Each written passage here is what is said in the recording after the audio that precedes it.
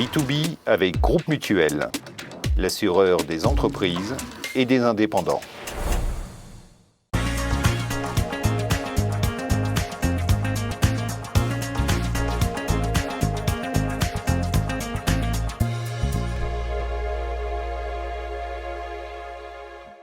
Bonjour à toutes et à tous, bienvenue dans B2B. En 2019 en Suisse, presque 220 000 personnes se sont inscrites à une séance d'orientation professionnelle et cela représente plus de 160 000 adultes actifs de plus de 24 ans. À l'issue de ce processus, seulement 13% des gens ne changent rien.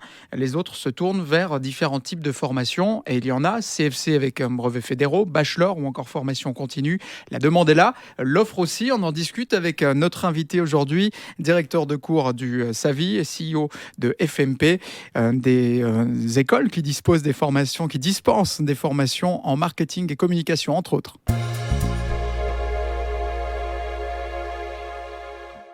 Bonjour Yves Gouma. Bonjour.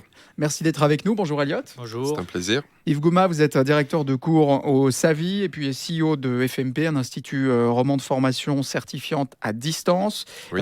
Spécialisé en marketing, communication, vente et ressources humaines aussi. Et dans l'actualité, eh bien, le SAVI a racheté FMP. Pourquoi ce rachat, vous qui êtes dans les deux entités ?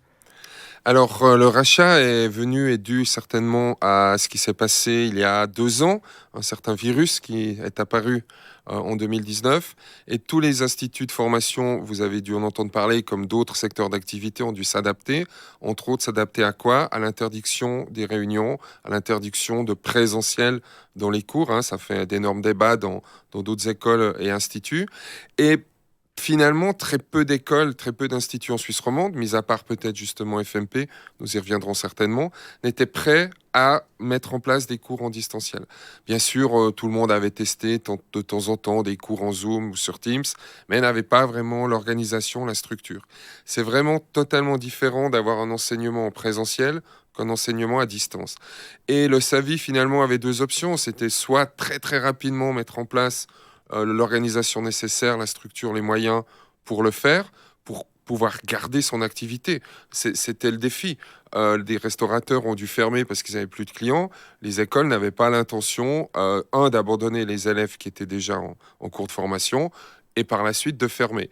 Donc, dans les différentes options qui venaient au SAVI, l'une était de racheter une école qui était déjà active, déjà équipée pour faire cette formation à distance. Et il se trouvait que le fondateur d'FMP devait aussi se dire à ce moment-là, c'est bon, ça fait assez longtemps que je gère tout ça, c'est peut-être la bonne occasion. Et puis, ça s'est pas fait tout de suite. Il y a eu des rencontres, chacun a dû rassurer l'autre, des discussions, pour finalement, effectivement, conclure cet achat il y a environ 1 année. Qu'est-ce qui va se passer ? Alors, le SAVI va absorber les clients, le savoir-faire de FMP ou les deux entités vont rester ? Oui, alors les 2 entités vont rester totalement autonomes, vont rester sur leur marché, mais j'ai d'ailleurs été engagé pour ça, de mixer finalement les deux systèmes. Le point fort, la différenciation du SAVI, c'est justement ses chargés de cours, ses intervenants professionnels. Et le point fort de FMP, c'était, ou ce sont toujours, ses supports de cours et sa méthode de formation à distance. Et dans mes premiers mois d'activité dans ces 2 instituts, j'ai mis en liaison ces 2 éléments. C'est-à-dire que le SAVI donne maintenant les supports de cours FMP pour ND SAVI, mais le fond, le contenu FMP, mais a toujours des présentiels avec ses chargés de cours. Un peu moins de présentiel. Ça va aussi dans la demande des participants de moins se déplacer, d'être aussi plus autonome à la maison. Et puis FMP a tout à fait gardé son système et son fonctionnement d'avant. Parlons un peu de ce système. Alors FMP Oui. ne surfe pas sur la vague, vous le disiez, du télétravail, loin de là, puisque l'Institut a été fondé en 1981. Le motif, bien évidemment, n'était pas le même. Qu'était-il ? Alors en 81, c'était plus du conseil en entreprise, c'était des solutions pour des événements. La formation est venue un peu plus tard, justement d'une constatation que ces cours en présentiel n'étaient pas forcément la solution idéale pour se former. Lors des cours en présentiel, finalement, la classe avance avec le plus mauvais de la classe, parce qu'il pose des questions, il faut répéter, réexpliquer, et d'autres peut-être s'ennuient, ah mais moi j'ai déjà compris, ou j'ai lu mon support à l'avance, j'aimerais aller plus loin, poser d'autres questions, faire des cas, etc. Et donc le fondateur, M. Florent Herman, suite à cette constatation, lui-même, comme toutes les personnes actives dans ces instituts ont suivi des formations. Lorsqu'il suivait ces formations, il disait « mais je m'ennuie, ça va pas, il faut trouver une autre solution ». Et il avait déjà son entreprise, donc FMP Consulting. Il s'est lancé comme ça, peut-être sur un coup de tête, dans la formation, et justement, effectivement, d'entrer dès le premier jour avec ce concept à distance. Que veut dire à distance pour FMP ? C'est pas forcément en visio, c'est de recevoir des documents, des supports de cours, des livres, avec des indications. Vous allez lire de telle page à telle page, des exercices à réaliser, certains en autocorrection, d'autres qu'ils renvoient à l'institut et qui sont corrigés. Et il y a le rythme est le suivant, toutes les 6 semaines, il y a quand même un présentiel avec un professeur pour poser des questions, pour aller plus loin, pour faire des exercices. Après ce présentiel, retour à la maison, nouveaux supports de cours, nouveaux exercices, et ainsi de suite. Donc quand nous parlons d'enseignement à distance, beaucoup de gens me disent « Ah, vous faites tout en Zoom ?» Non, les élèves étudient sur des documents écrits, papier pour l'instant, ils peuvent gribouiller dessus, faire des notes, et il y a quelques présentiels.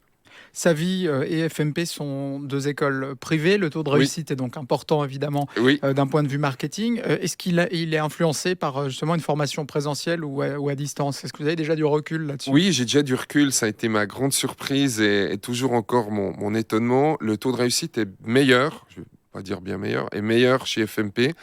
Je l'explique par le fait que les étudiants sont plus concernés, sont plus impliqués, vont s'autodiscipliner par la méthode FMP, tandis qu'avec une méthode en présentiel, quelle qu'elle soit, pas forcément le Savy, ils attendent que le professeur, le chargé de cours, leur donne tout.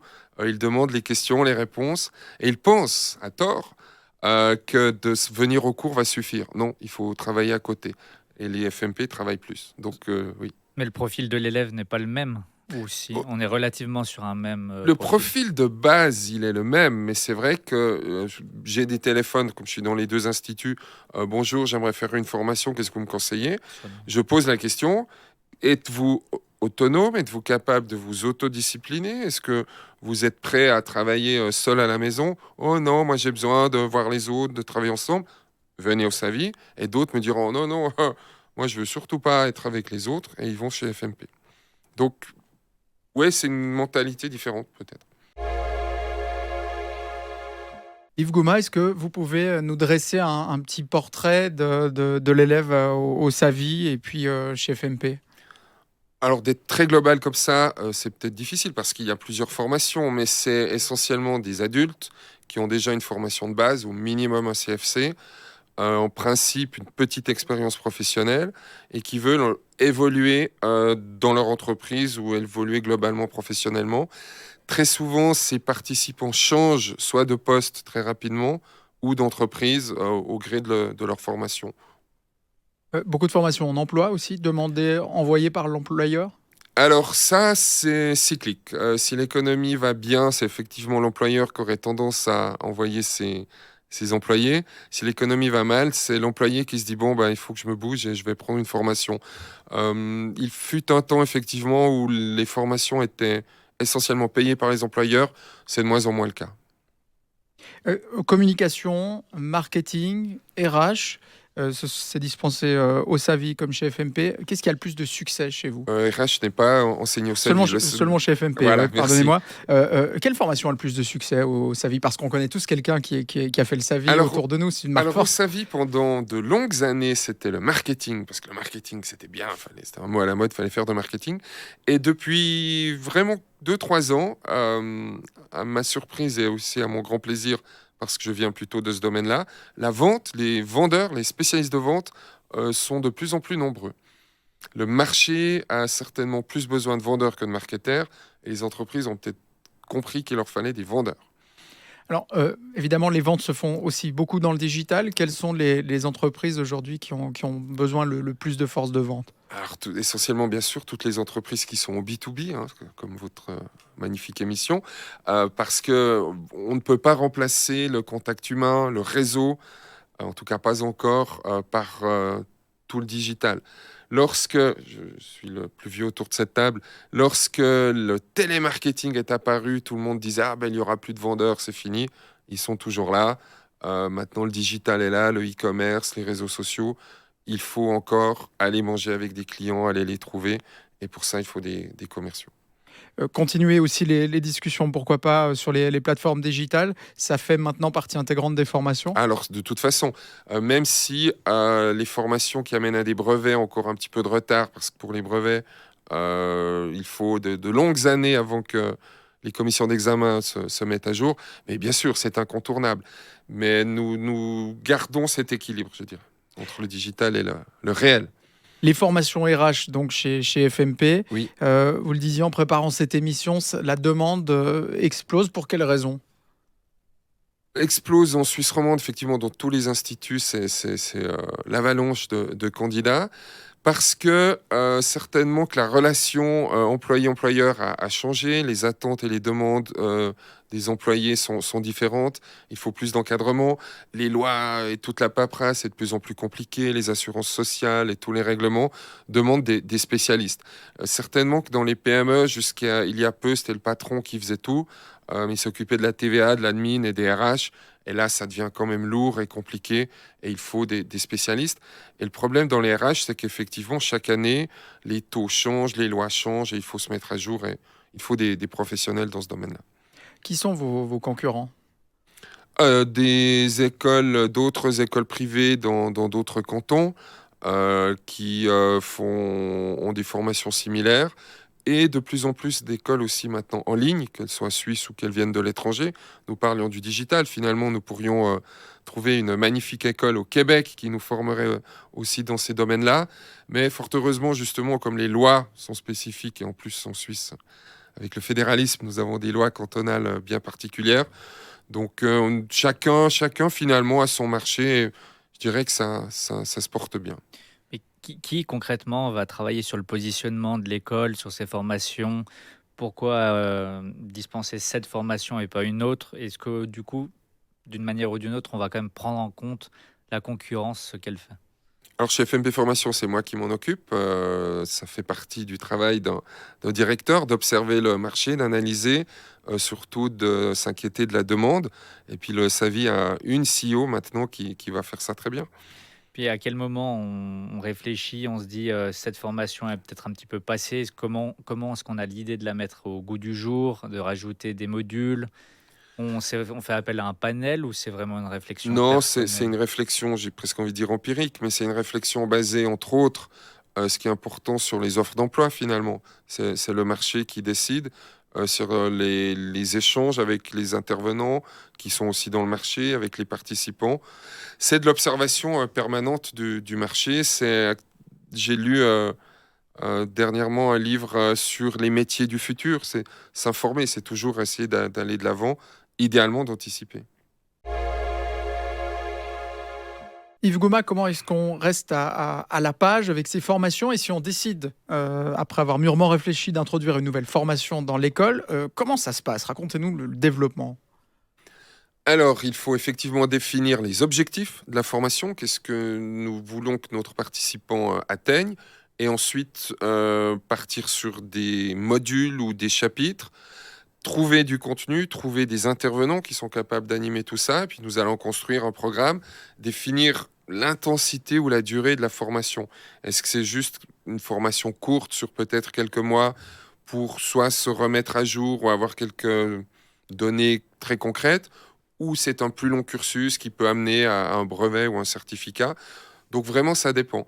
Là, pour donner un exemple concret, je vais lancer, parce que c'est à la mode, des formations dans le domaine du développement durable. L'idée, c'est qu'une entreprise puisse rapidement et concrètement mettre en place des mesures dans ce domaine-là. Et c'est certainement des modules qui vont s'ajouter au fur et à mesure en fonction des thèmes. Qu'est-ce qui vous attire dans le monde de la formation, Yves Gouma? Comment est-ce que vous êtes arrivé dans cet univers? J'y suis arrivé un peu par hasard. J'ai dû faire un jour une conférence à au Swiss Marketing Club. Et après cette conférence, quelqu'un m'a approché en me disant tu veux pas enseigner dans mon école? Et c'est parti comme ça. Qu'est-ce qui m'a plu là-dedans? Au départ, vous l'avez certainement compris, je suis un pur commercial, un vendeur qui travaille pour le chiffre d'affaires, qui doit toujours faire plus. Et je me souviens encore d'une ou de ma première journée de formation. J'ai terminé ma journée heureux en me disant ah là j'ai donné quelque chose, j'ai servi à quelque chose. Ça m'arrive de dire que la formation est un sacerdoce et qu'on aide les participants à évoluer, progresser. Et je trouve ça très enrichissant. Vous vous êtes vous-même formé pour pouvoir former? Alors, je devrais pas le dire. Non, finalement, très peu de formation pédagogique. Mais ma politique au niveau de la formation, comme dans d'autres domaines, c'est se mettre à la place de l'autre. Qu'est-ce qu'il attend, qu'est-ce qu'il aimerait, et simplement répondre à ça. Et a priori, ça se passe bien. Quotidiennement, la responsabilité du savoir que l'on va transmettre, de la réussite, l'épanouissement des élèves, c'est une pression, c'est quelque chose que vous pouvez vivre comme ça par moment? Une pression, je dirais pas, mais c'est vrai que ça oblige, et c'est aussi le côté positif, à rester informé, à rester aware, j'aime bien utiliser ce terme, sur tout ce qui se passe, sur ce qui nous entoure, parce que les participants, eux, sont de plus en plus informés. Certains même ont maintenant leur ordinateur devant eux et vont sur Wikipédia vérifier si le prof n'a pas dit une bêtise. Donc oui, il y aurait une certaine pression, ou une pression que pourrait avoir peut-être un jeune enseignant qui a peu de recul ou pas assez d'expérience, où là, il se dira ah, attention, ils vont me piéger. Moi, ça va pour le moment. La plupart des apprenants au SAVI, comme chez FMP, bien qu'ils ne soient pas toujours là puisque c'est à distance, Oui. ce sont des adultes. Enseigner à des adultes, Alors, j'ai pas l'expérience d'enfant où je l'ai eu dans un domaine peut-être sportif. Ouais, parfois, je me demande s'ils sont vraiment adultes. Ils seront contents quand ils me verront. Oui, il faudrait plus les responsabiliser, mais in fine, dès que l'examen arrive, ils stressent, ils posent toujours les mêmes questions non, j'ai pas l'impression qu'il y a une grosse différence.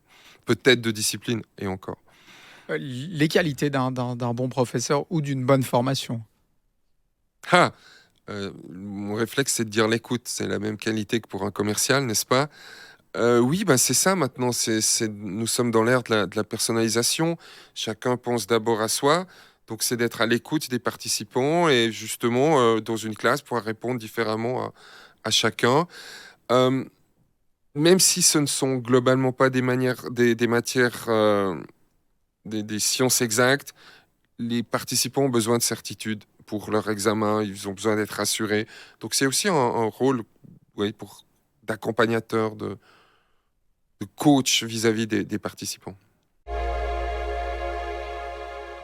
Yves Gouma, en parallèle, déjà ça fait beaucoup de cursus à diriger. Vous êtes également entrepreneur.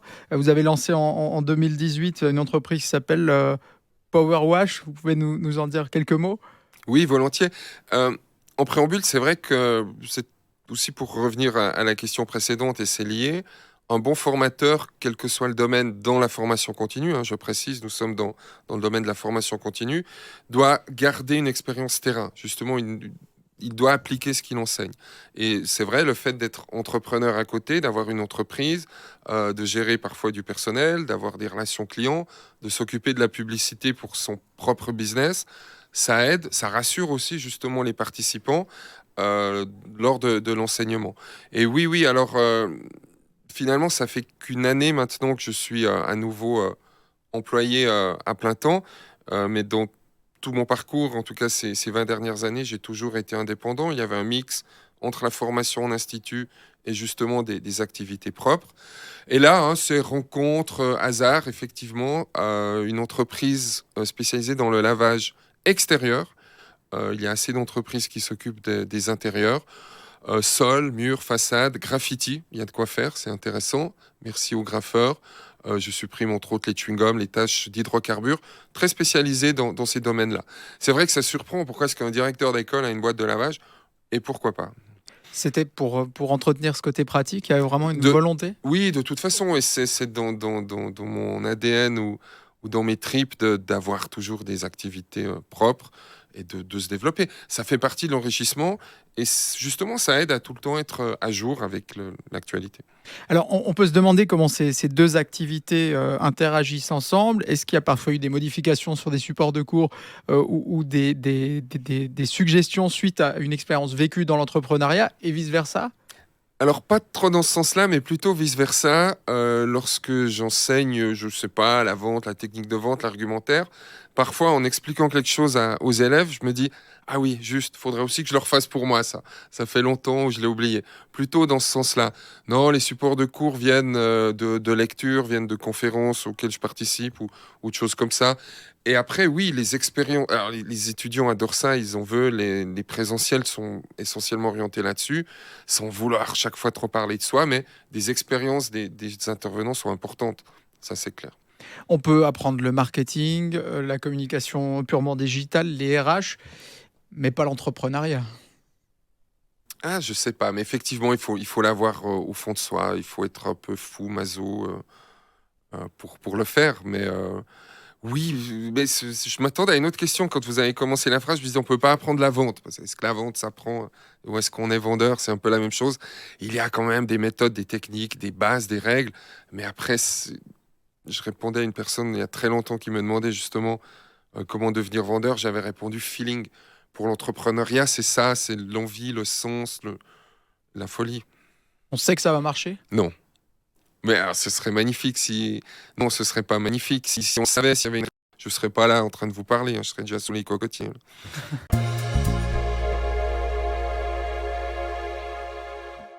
Yves Gouma, pour terminer, le gris-gris, vous l'avez perdu, malheureusement. Oui, le gris-gris que j'avais, c'était un bracelet offert par ma chérie avec une flèche qui va vers l'avant. Pour différentes raisons, j'imagine la prochaine question. Entre autres, je suis Sagittaire, donc c'est le gars avec sa flèche. Et justement, l'entrepreneuriat, est-ce qu'on est sûr que ça va marcher? Non, on n'est pas sûr. Et des fois, ça marche et des fois, ça marche pas. Il y a des hauts, il y a des bas. Et cette flèche symbolisait le go-ahead, aller toujours de l'avant, bien sûr dirigé vers la droite, le futur. Et c'est quelque chose d'important pour moi, où de temps en temps, quand ça va plus mal ou c'est dur, non, allez, il faut avancer, il faut continuer, il faut s'accrocher. Merci Yves Gouma Merci. d'être passé aujourd'hui. Merci Elliot. Merci. Merci à Noah pour la réalisation de cette émission. On se retrouve la semaine prochaine dans B2B pour partir à la rencontre de nouveaux dirigeants d'entreprise. D'ici là, portez-vous bien et à bientôt.